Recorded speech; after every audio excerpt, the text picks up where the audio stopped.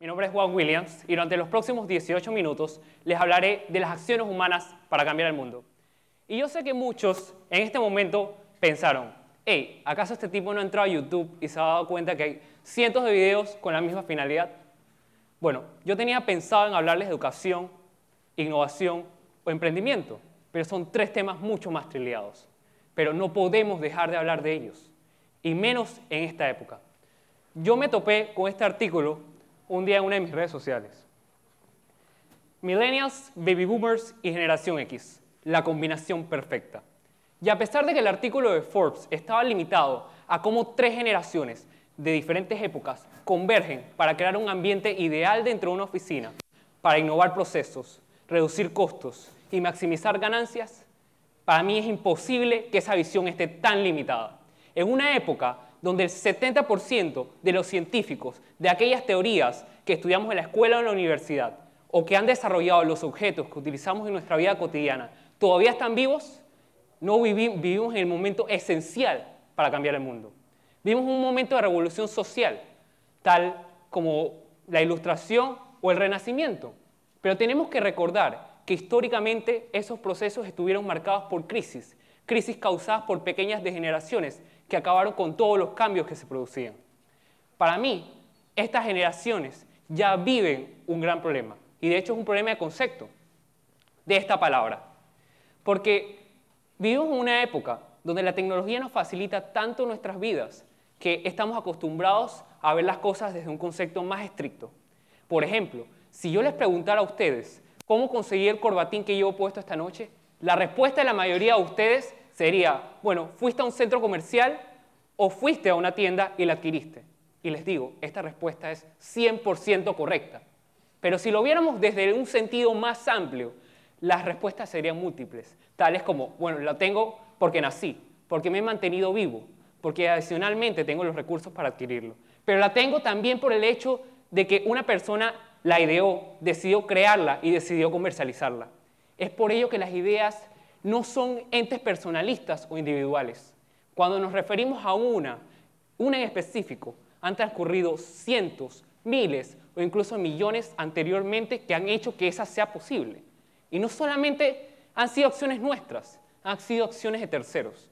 Y yo siento que la mejor forma de explicar cómo funciona una acción nos las da Epícteto, un moralista y filósofo griego que hace 2000 años, mediante sus disertaciones y sus discursos, le planteaba al ser humano una cosa. El ser humano no tiene que estar anteponiéndose a las situaciones que van a suceder, tiene que saber adaptarse a las que están sucediendo. Y tiene que entender que acoge valor en su vida cotidiana mediante las acciones que impulsa. Pero lo más importante es que él establece que existen dos tipos de acciones. Las que nos pertenecen, tales como el deseo, la búsqueda, la opinión, la aversión, que son por definiciones libres, sin restricciones y sin obstáculos. Pero también existen otras como el mando, la reputación, los cuerpos, la propiedad, que son débiles, serviles, restringidas y ajenas a nosotros. Por lo tanto, no podemos controlarlas.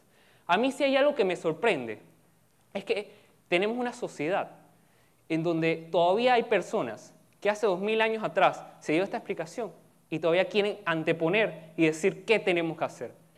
Y por ejemplo, si nosotros le preguntáramos a cualquiera cómo podemos cambiar el mundo, nos diría, tienes que impulsar acciones que sean correctas, buenas y positivas.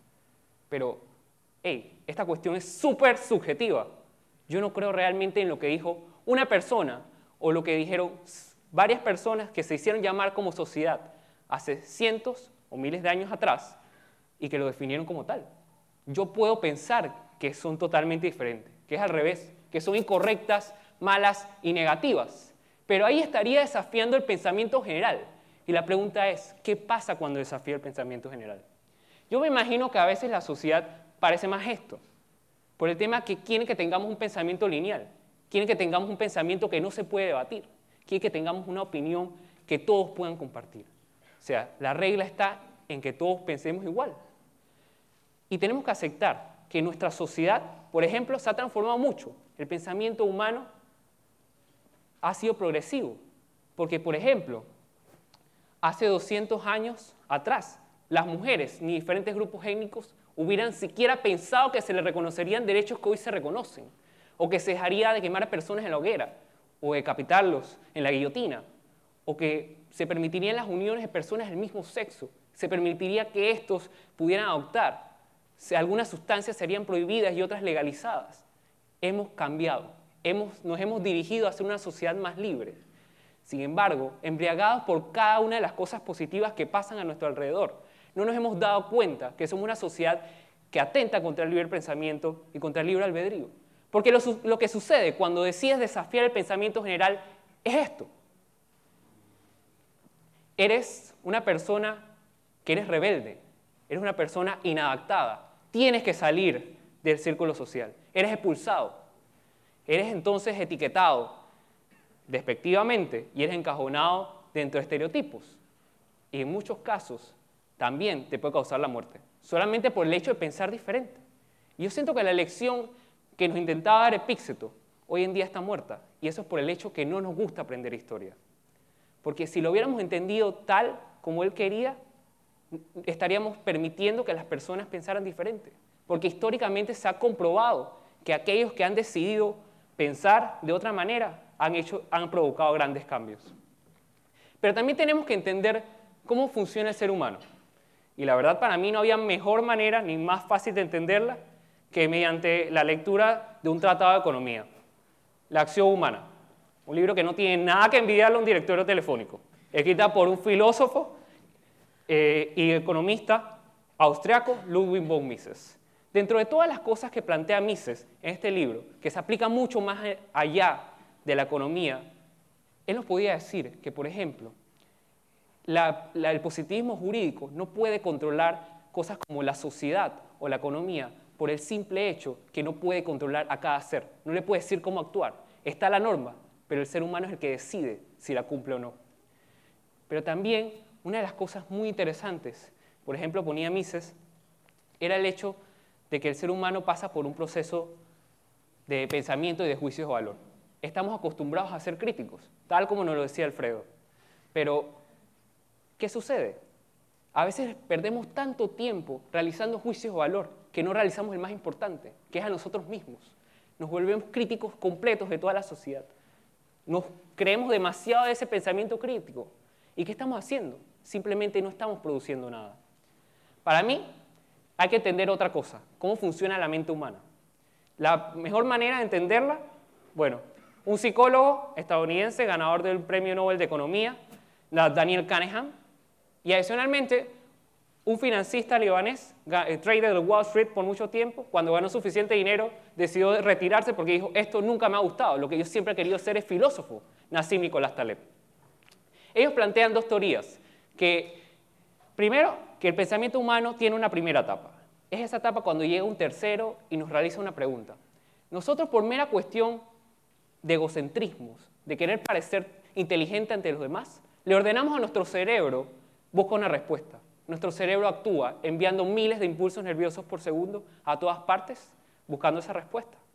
En menos de un minuto, salvo los más lentos, ya tienen una respuesta o ya han realizado una acción.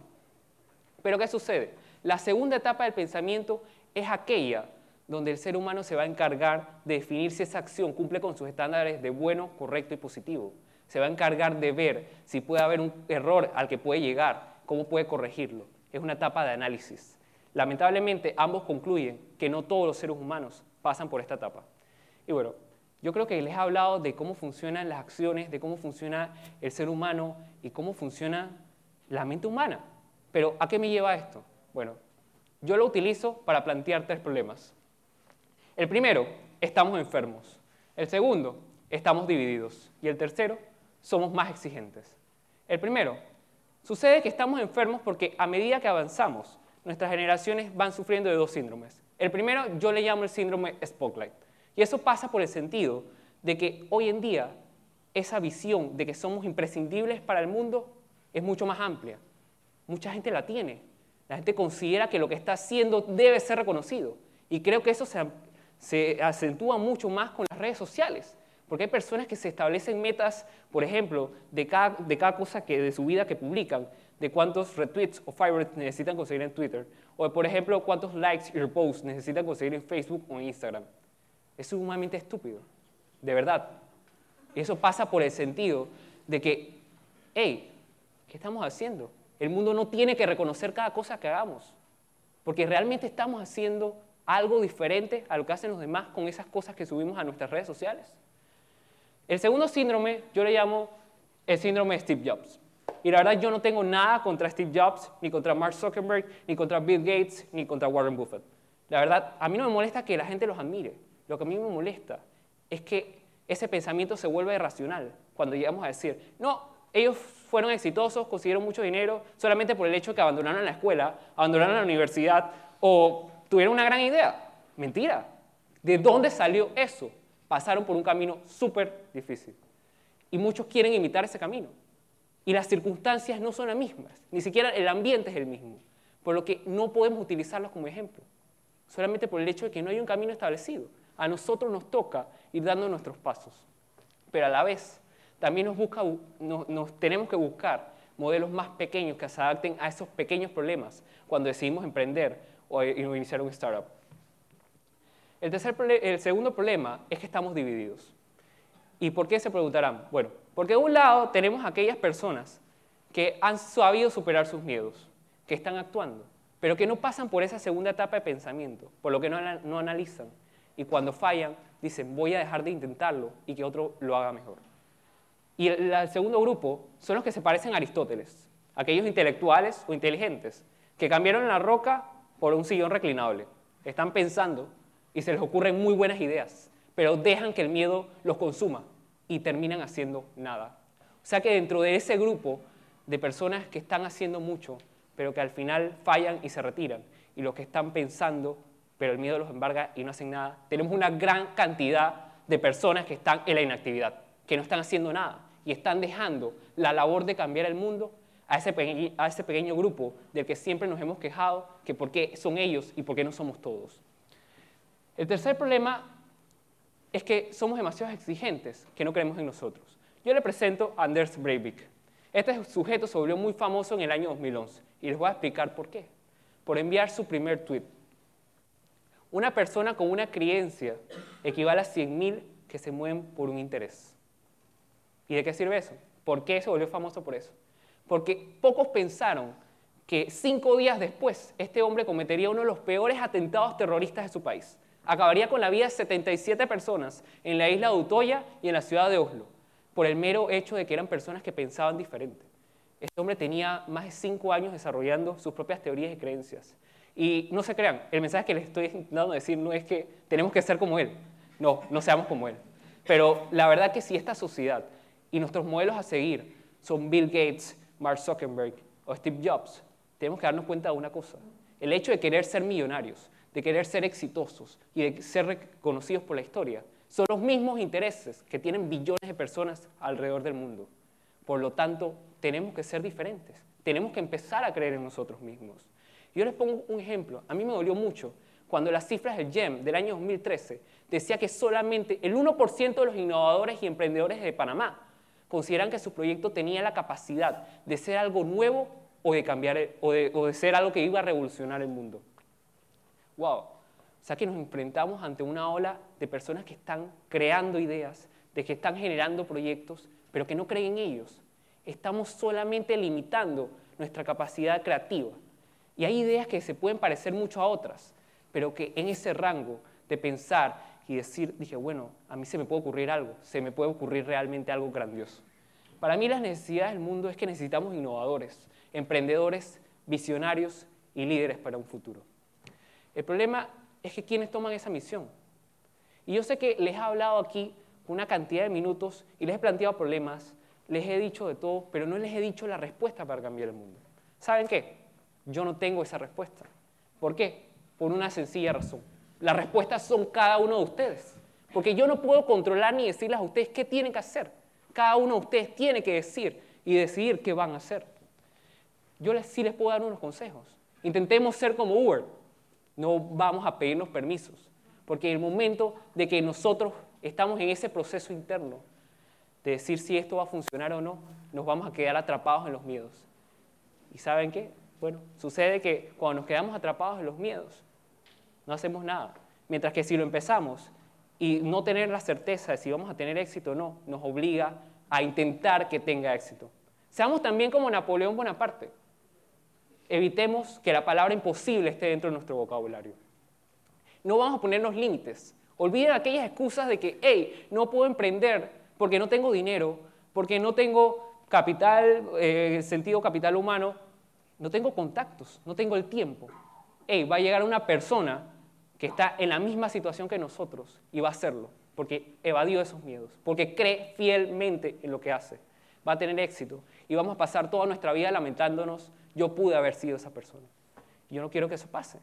Yo quiero que realmente para que nos demos cuenta, y se los he dicho, la forma de cambiar el mundo está en ustedes. Y eso solamente lo vamos a lograr actuando. Y para eso tenemos que hacer que nuestras actuaciones sucedan.